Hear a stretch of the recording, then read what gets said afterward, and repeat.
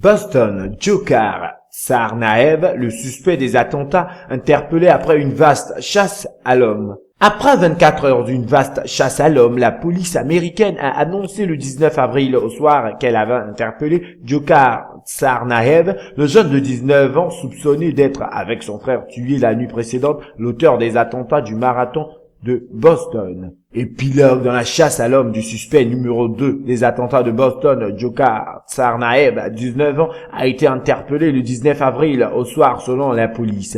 Le jeune homme est grièvement blessé et a été hospitalisé. Il était caché dans un bateau entreposé dans un jardin à Watertown, dans la banlieue ouest de Boston, après avoir échappé aux forces de l'ordre à pied la nuit précédente.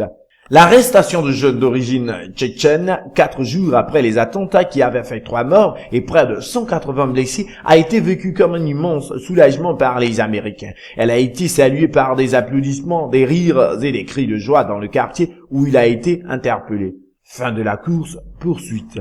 USA, scandaient des Bostoniens descendus dans la rue. Certains arboraient un drapeau américain, d'autres ont fait une haie d'honneur aux véhicules de police et de pompiers qui s'éloignaient.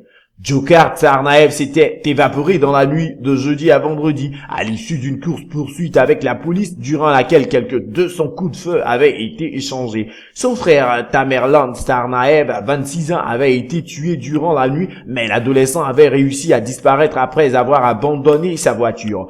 Selon le chef de la police, Ed Davis, c'est durant cette course-poursuite entamée après que les deux frères eurent tué un policier de 26 ans sur le campus du Massachusetts Institute of Technology MIT de Cambridge que le jeune homme a été blessé. Un homme avait appelé la police vendredi après avoir vu du sang sur le bateau dans le jardin. La police a affirmé que le jeune homme était la seule personne qu'elle recherchait pour l'instant. Beaucoup de questions sans réponse.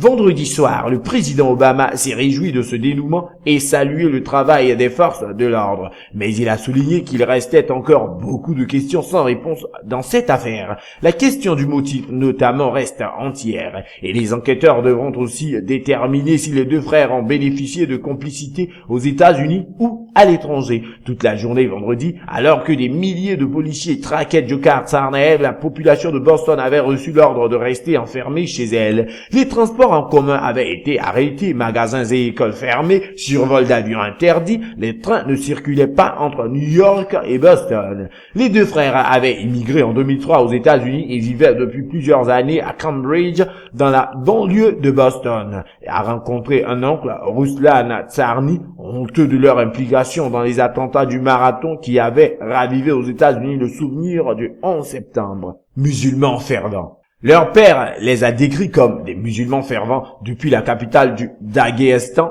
Makhachkala. Le président de Tchétchénie, République du Caucase russe majoritairement musulmane, a souligné qu'ils n'avaient pas vécu en Tchétchénie. Ils ont vécu et étudié aux États-Unis. Il faut trouver les racines du mal en Amérique. L'aîné, ex-étudiant ingénieur devenu boxeur, avait une page YouTube à son nom créée en août 2012 où il avait marqué plusieurs vidéos comme favorites dans les catégories islam et terrorisme. Le FBI a indiqué qu'il avait interrogé en 2011 à la demande d'un gouvernement étranger non précisé, mais la police fédérale n'avait trouvé aucune information suspecte.